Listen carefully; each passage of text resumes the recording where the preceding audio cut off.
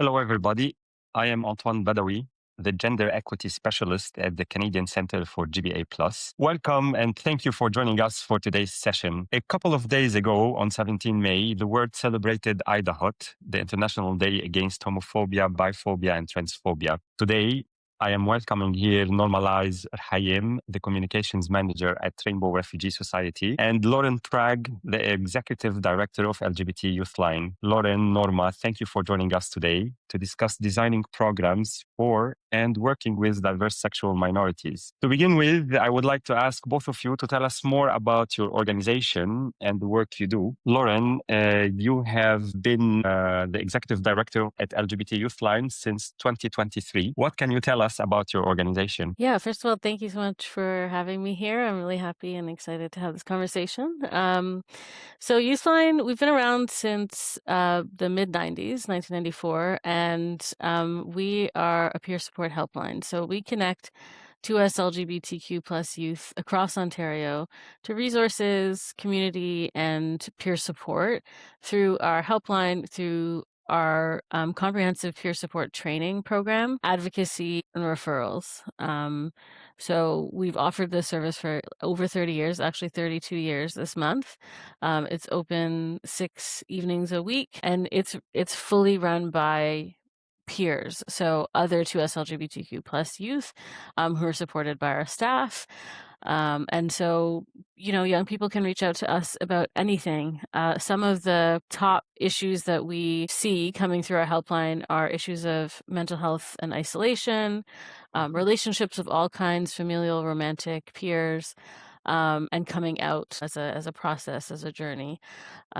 So yeah, every young person who reaches out to us will be received by a peer, and our volunteers are trained through an extensive 12-week program to ensure that they're well equipped to be able to receive those folks, the service users who reach out. Great, thank you so much. Norma, you are the Communications Manager at Rainbow Refugee Society.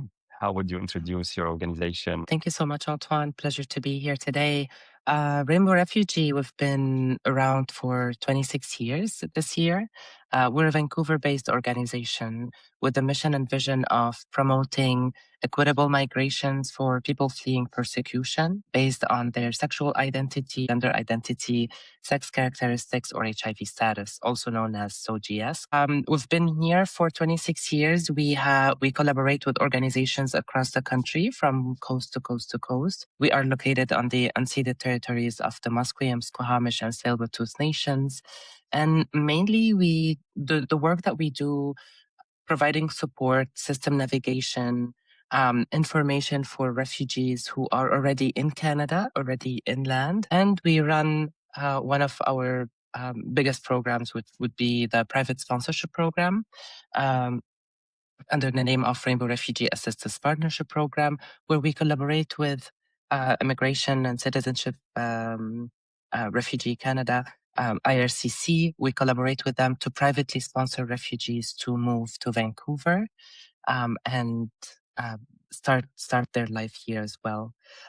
Rainbow Refugee currently, we are a very small organization. We work with a lot of organizations across the country, but we're just based in Vancouver. We support adults, so anyone who was able to leave their home country on their own and relocate. In the past, we had few people who were minors. We were able to support them as well, but mainly our work is with adults. And we're 15 staff, 14 of us refugees with lived experience. So we really do the work for us. We believe that there's no work for us without us as queer refugees and immigrants. And this is mainly the work that we do on the organization. Great, thank you so much. I hear like both of you were talking about peer support and the lived experiences that you invest in your work, which is really a very important approach to use. Norma, what are some of the main challenges the LGBTQI refugees and newcomers face on a daily life? As a refugee myself who moved here in 2018, I would say, and through my work, the things that I see as well through my work, the challenges definitely can vary between cultural shocks to language barriers in certain cases to uprooting your life and starting somewhere else. Loneliness is very big here as well in North America, especially in Canada. We move because we are escaping persecution, but then we end up feeling isolated, not being able to find our communities, not being able to find our group of people, not being able to connect to our identities as well back home. And so I truly feel that one of the main challenges is feeling isolated and system navigation as well. The system, we know that the system is not made by or for people of color, especially immigrants. The system works perfect for those who created it, which was for cis white people, and not for us as people of color and queer people. System navigation, being able to understand the new life that we were forced to have. I hear a lot of stories about people who were extremely excited to leave, extremely excited to finally live their authenticity and be their authentic selves out and proud. And few years after they move here, they realize that it's much more than just being proud and loud and walking down the street during pride parades. It's a complete change for who they are and their lifestyle. And this is where we think that we close a door on some obstacles and some persecution, but we open the door on different kind of obstacles as well. Yes, especially systematic, as you said, or systemic.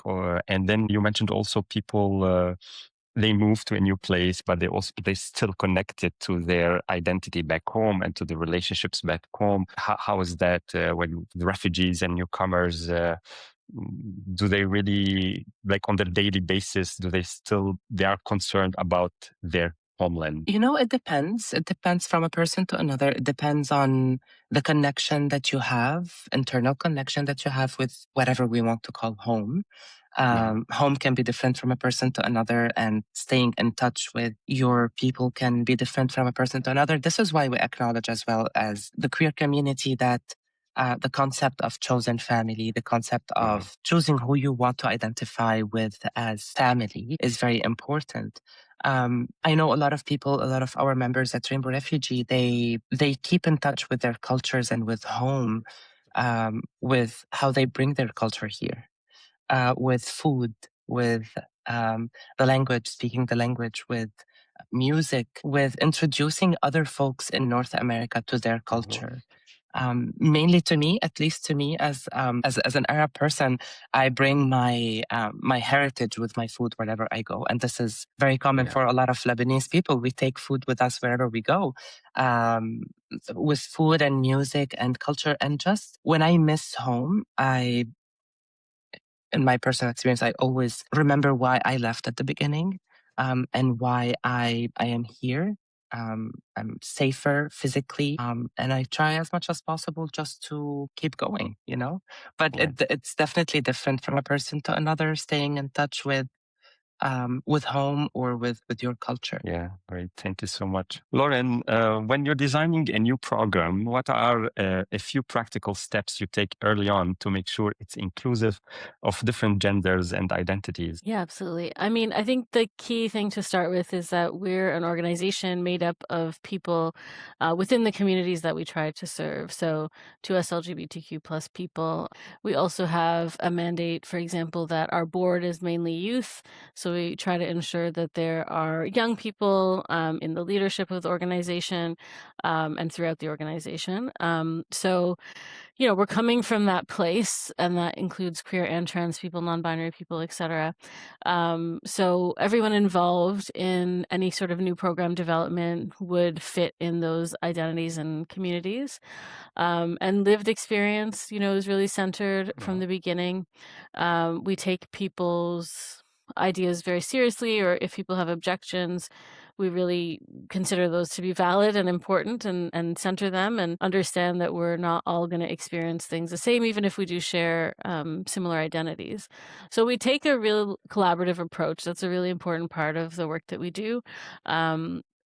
depending on the program, we may be able to, and we would love to be able to speak to the community that we're trying to serve or reflect within that program. So it could be a needs assessment, could be a survey, and then try to incorporate that as much as possible into the design itself.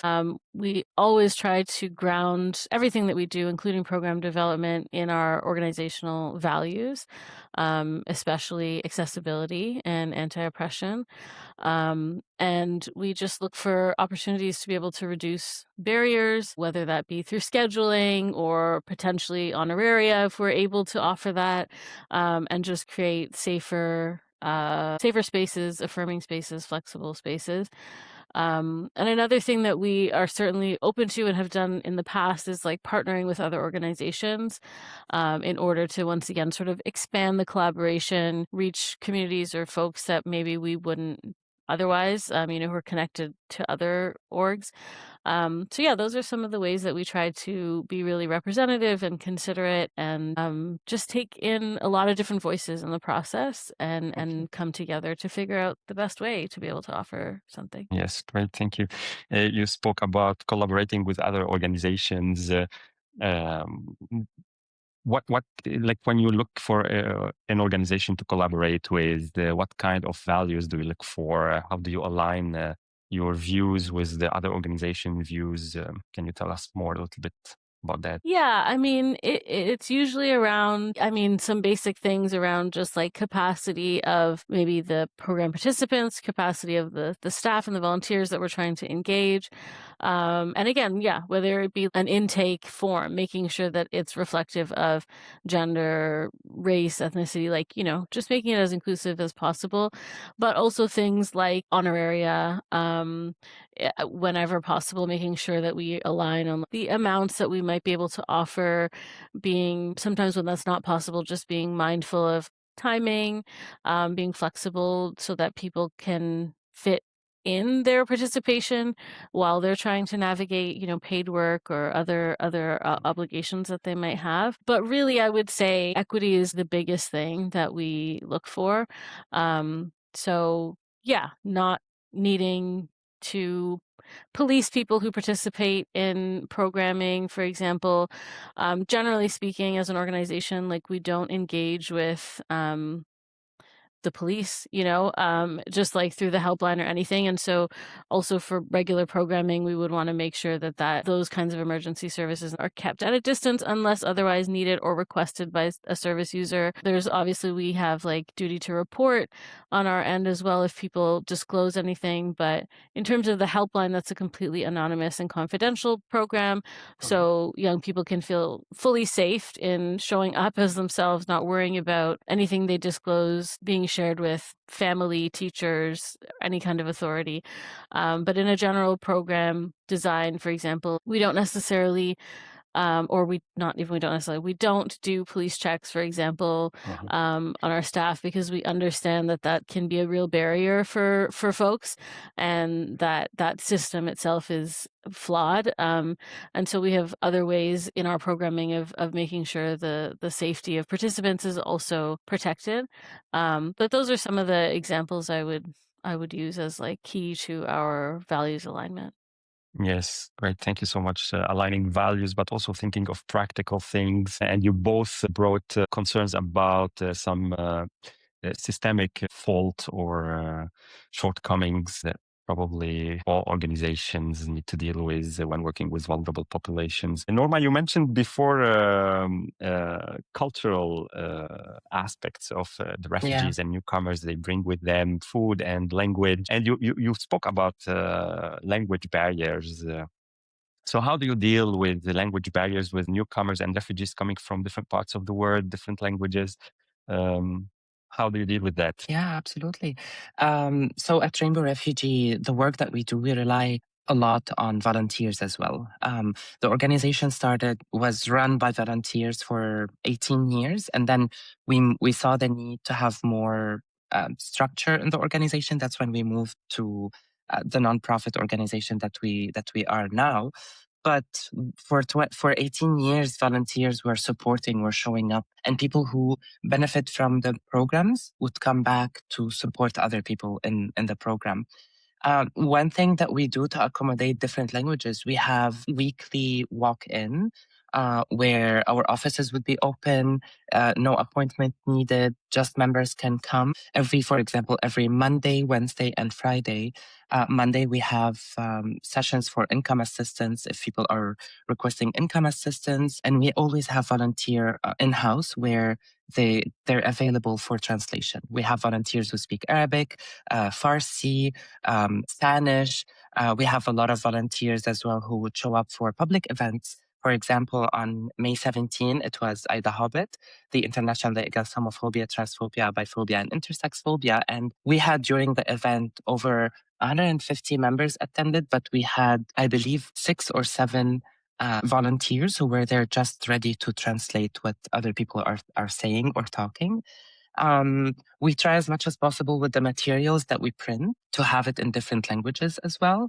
And we are currently working on translating our website to more than one language, where members can just click and go and get access to the information in the language that they desire as well. Yes, language and accessibility, they're always very tied together. And you're doing a great job on this level. Thank you so much. Lauren, you spoke earlier about needs assessment before you design your programs. And after you design your program, how do you evaluate how the program is going? And do you make any changes back, like based on the feedback of people who benefit from these programs? We try our best to gather feedback. Sometimes it really is an issue of capacity on our end to be able to do a lot of that evaluation. But for example, on the helpline, we do have surveys that service users can choose to fill out if they want to and give us a little bit of information about their experience. They're able to send feedback if they have like a longer issue to raise, and they can send it to our feedback that you can access on our website. But then also in some of our other programs, we did a series of advocacy teach-ins last year and a bit this year, and there would be a survey after that to ask people, how did you find that experience? Are there other things that you would want Youthline to talk about? And so those have been very generative in terms of hearing how people feel about us trying to make a complex topic accessible and what else they would like to learn about. And so we really have tried to incorporate that into our programming. And another example, and in terms also of like a partnership, this is for the second year, we're going to partner with the City of Toronto to run an event called Transcend TO for trans and non-binary youth, and connect them to a bunch of workshops and service providers in a community resources fair. And so after we did it for the first time last year, we had a survey. And, to be honest, it is hard to get young people to fill out a survey when they're enjoying a day of programming. So we didn't get a huge response rate, but we did take quite seriously the responses that we got. We did hear that people would like a little bit more non-programmed social spaces. And so this year we're able to offer them a bit more of that. So for some people who maybe they're not in spaces with just other trans and non-binary people that often, now they'll have a bit more time to just like connect and maybe meet some friends and, share information that they gathered. And so, yeah, we do really take it seriously in terms of like, what do young people need? What is the pace? Some people can go after like one workshop after another, but some people may want just a little bit more low key time. And maybe, again, if this is their first time in a queer or trans space, we want to be able to let them move at their own pace, and allow them to figure out where they feel comfortable. And so, yeah, we really do try to build that into our design, whether it's literally the physical layout of the space we're using and like, should this be there, to the program staggering workshops or having chill spaces with some art in them and things like that. So we really take it seriously to try to meet people where they're at and make things welcoming and accessible and varied, to meet as many needs as possible. It's hard to make youth fill in a survey or something when they are really engaged and having fun or participating in activities. It makes me think of a practical aspect. Maybe others would like to learn, also practitioners. How can we follow up with young people or with people in general to make them give feedback or evaluation, especially when there are like safety concerns or privacy concerns and you don't take names? So is there a a way you can follow up later after an event with people? Yeah, no, that's a great question. We do have, like, for this event that I'm speaking of, like, young people have the option of registering, but they can also just walk in. Again, that's part of the design to make it accessible, because we know that it can be a lot to commit to something. So we try to give them the flexibility of, like, you're also welcome to walk in. But anyone who does register will receive a survey after the fact. So they could do it over email. This year, we're trying to play around with, like, do we have the budget to offer a little bit of a cash draw? You know, like, if you fill this out, you're entered into that. We understand that we need to incentivize things. And to be honest, we're competing for their time against a lot of other things, social media and different things like that. And so we have to meet them where they're at and speak the language. And so I also think for the event, we may have folks from our staff and volunteers walking around in real time, just sort of gathering some information that way. So trying to meet people where they're at and not disrupt the flow of their day in any way that takes them out of the experience. I think we're also thinking more about how we can use social media to get information from people, and people are used to filling out polls and stuff on there. So, like, how best can that be incorporated in our design? Young people are so innovative. They're constantly changing the way things work. And so we're trying to keep up. And again, like, it helps to have youth involved on our volunteer side, on our board, in order to bring some of those things. But youth is also a diverse category, as any other identity is. So it really is about kind of trying a lot of things, really. Great. Thank you so much. Norma, earlier we spoke about language, how it can be a barrier, but also if we have the right tools, it helps with accessibility. But sometimes also accessibility, it's hindered by geography, like if people are away from your organization or other aspects. So how do you deal with people who have problem to access your organization? How do you reach them? Any insights on this level? Yeah, we try as much as possible to keep just to what Lauren was sharing previously, like social media, to keep a presence online, to put Rainbow Refugee on the map, and just to make sure that we are visible and people are seeing us. Now, 2026, majority of people, especially youth, are on their cell phones, unfortunately, and using their smartphones here in North America. But it's not the case with a lot of the refugees that we work with or that we support. One thing that we do is definitely keep Rainbow Refugee on the map, make sure that we're present, make sure that our website is accessible and updated.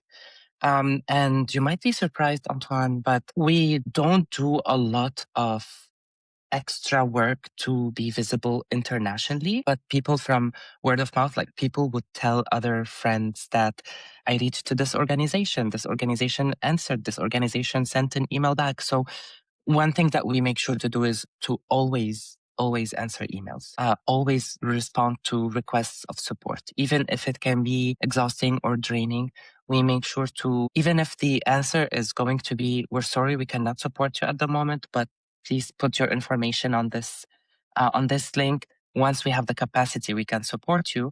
This would give a sense to the people that we're working with that they might have some hope. So what we do is we try to have people on the team who are actively working and supporting and providing the support.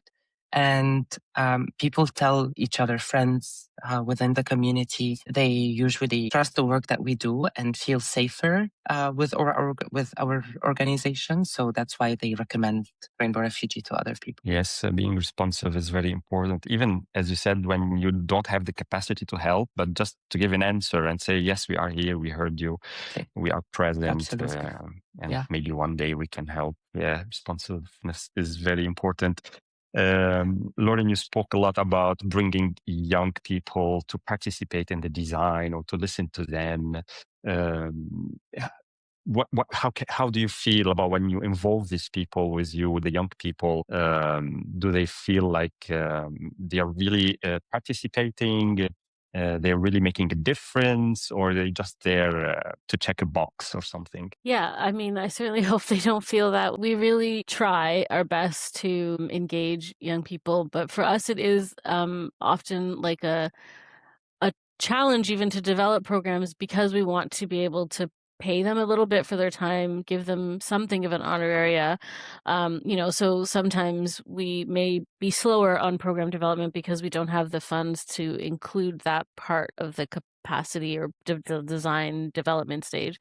But in the core work that we do, yes, we certainly have young people as like a really big part of that. So for example, with the helpline, which is the heart of our organization, again, it's run by volunteers. And so every year our amazing peer support staff team will look at the training modules and content and make some updates, tweak it, keep it up to date. And they have like a committee, a curriculum committee of youth volunteers who will look over those changes, who will offer their thoughts and feedback, and so it's a real embedded part of how we do things. Youth volunteers will help with supporting the training process of new volunteers. They will have people shadow them in order to get used to the process and the kinds of issues that service users are bringing. Our volunteers will run some parts of the training. For example, at this event I'm just talking about with the City of Toronto, we've offered opportunities for our volunteers to actually do some facilitation.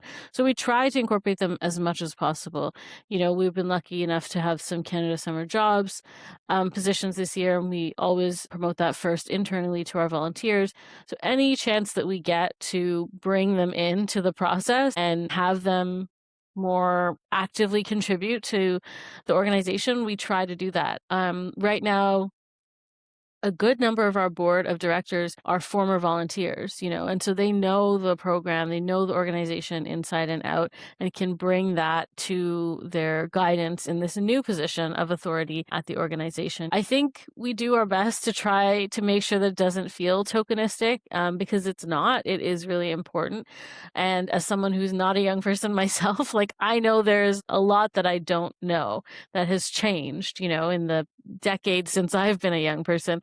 And so, we take it very seriously, and we try to find that middle ground between, meeting young people where they're at and like what our capacity is. But it is a real key. We call ourselves a youth-led organization because, we do try to incorporate those needs and those perspectives as much as possible, while being mindful that, our leadership team is mostly folks who are, it's a constant sort of negotiation, but it is certainly a very genuine priority and one that is a key value for us. Yes, you mentioned that when you have a job vacancy, you promote it internally first with the volunteers, and I think this also helps build the loyalty of the volunteers or the people who benefit from your services. Also, Norma spoke about like a lot of former refugees who benefited from your services are now volunteers again, or they are involved with the organization. So doing work to build the loyalty of the people who work with, eventually they'll become part of our organization.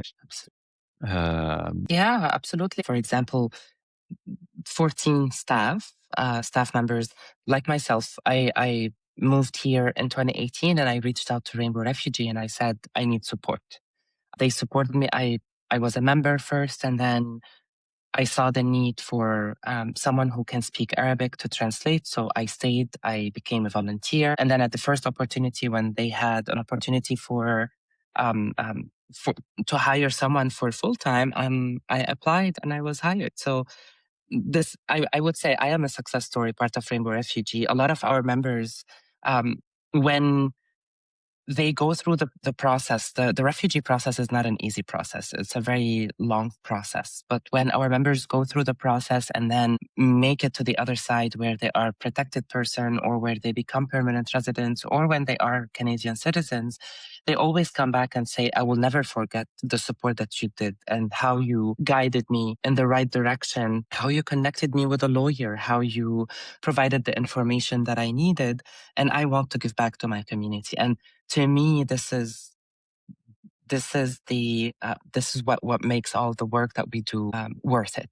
When I hear one of our members say, you know what, I went through the process and I know how hard it is, and I'm gonna do whatever it takes to make someone else feel better and safer and feel that they have someone next to them when they're going through the process.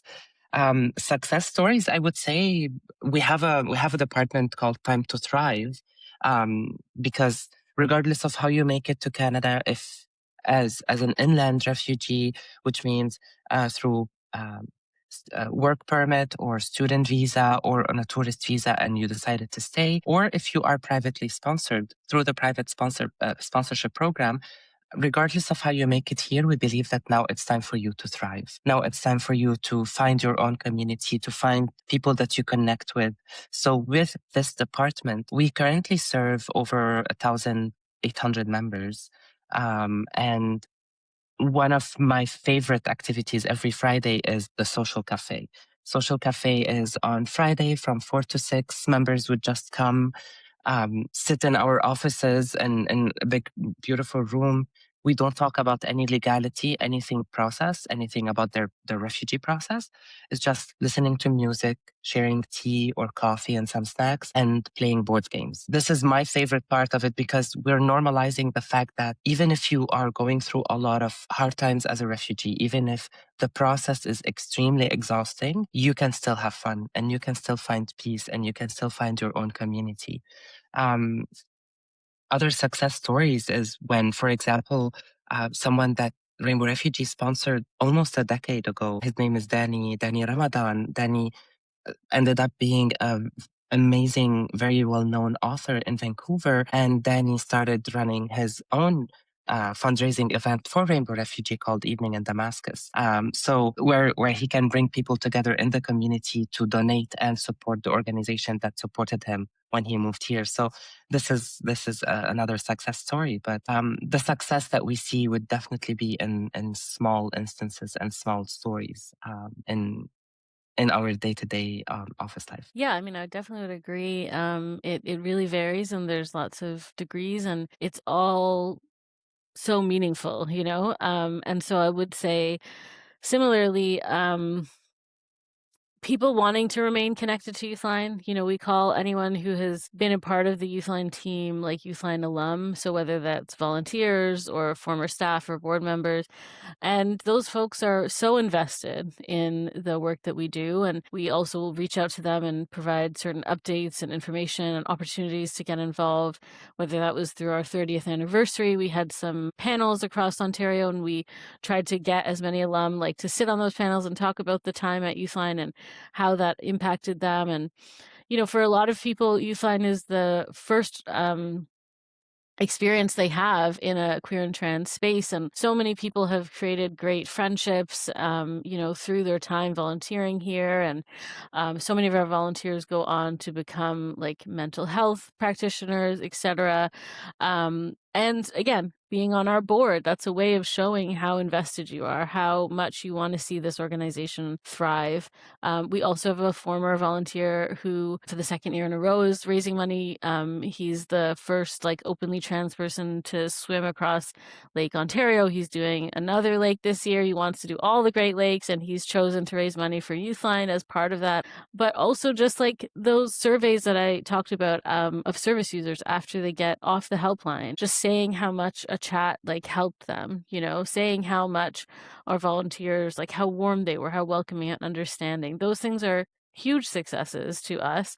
And right now, you know, unfortunately, we're running an emergency fundraising appeal because we are in some financial difficulty, but the amount of help that we've gotten, the amount of people who have stepped up and responded, the way that, you know, we were confident that our communities would step up for Youthline because of how much it means to people. You know, people tell us that all the time when we are able to be in person at a Pride, for example. People will come up to us and tell us about how Youthline has impacted them. I think it's fascinating how people come together and in unity, and then they support each other. And for an organization to see people going personally and professionally, I think it's very rewarding and fascinating to see how people move on with their lives after being part of the organization. There was a question from the audience asking, when the participants are part of the LGBTQ plus community, what are some of the challenges to overcome when recruiting for research? As a researcher myself, I found actually that people can be concerned for privacy or anonymity when they want to participate in the research. But I worked in the context of Lebanon, and then I believe that the context we work in can be different from one place to another, and it can influence the needs of sexual minorities in different ways. So what worked for me in Lebanon may not work for the researcher who's working in a different place, in a different context. So I think it's good to learn from previous research, for example, or previous organizations who've done fieldwork, and to ask people, just to ask people and treat them as individuals. I found also, because sometimes we look at the community as flat, but no, community is very diverse. Individuals are unique in their own ways, and it's very important to be nuanced and treating people as individuals and within a community, but they are also individuals.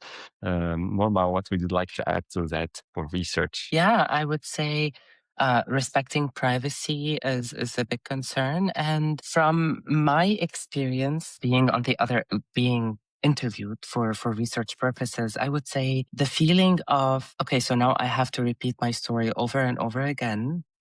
And what's the purpose of it? Is there anything going to change?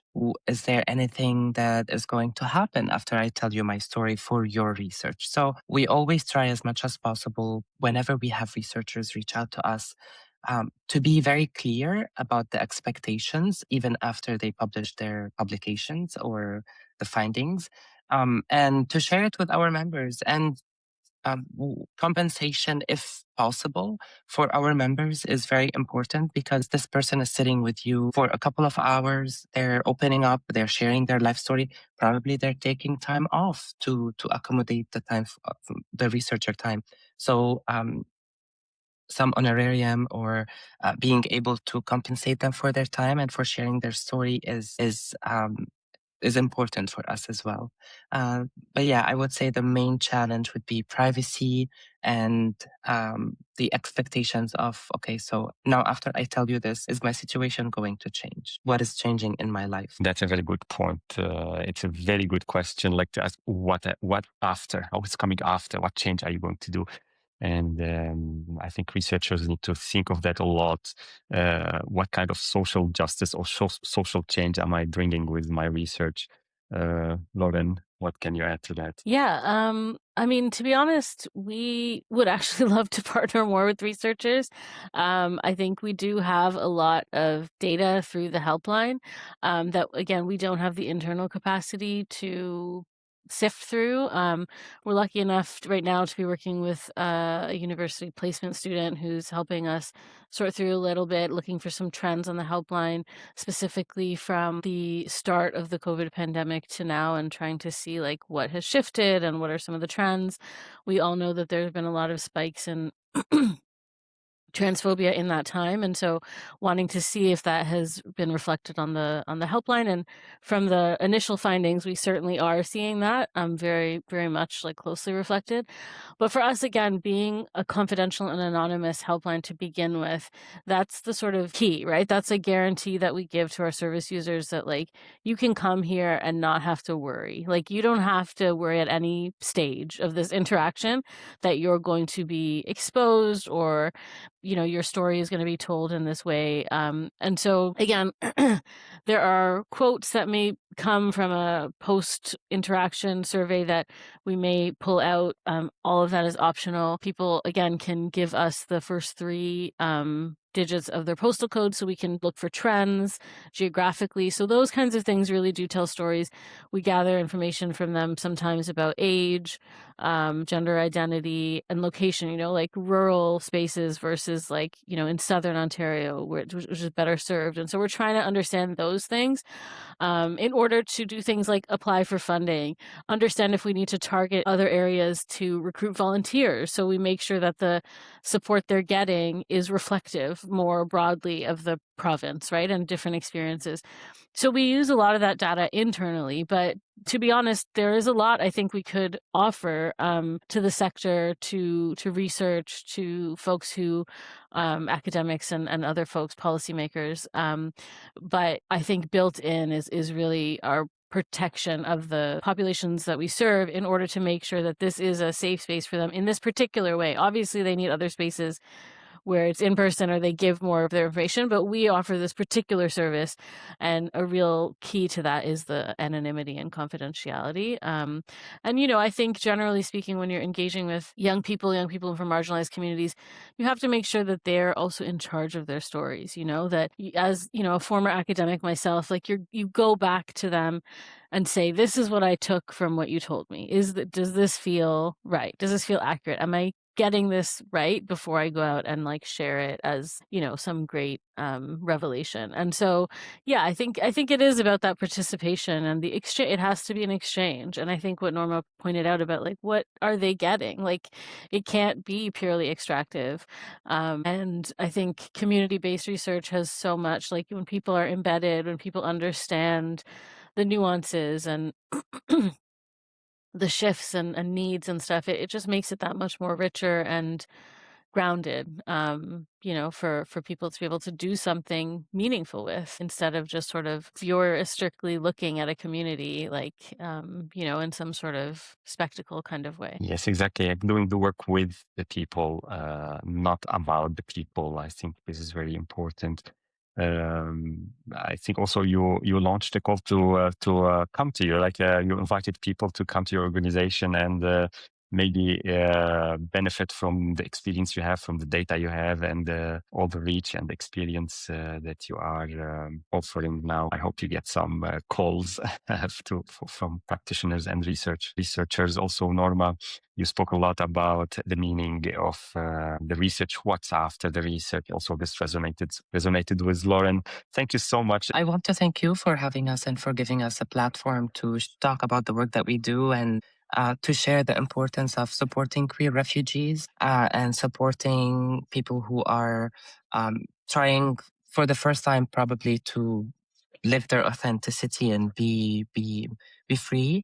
As Lauren mentioned as well, Rainbow Refugee, we're facing budget cuts and we're relying heavily on donations. So if people can, donations or volunteering opportunities or anything that they can spare, that would be awesome.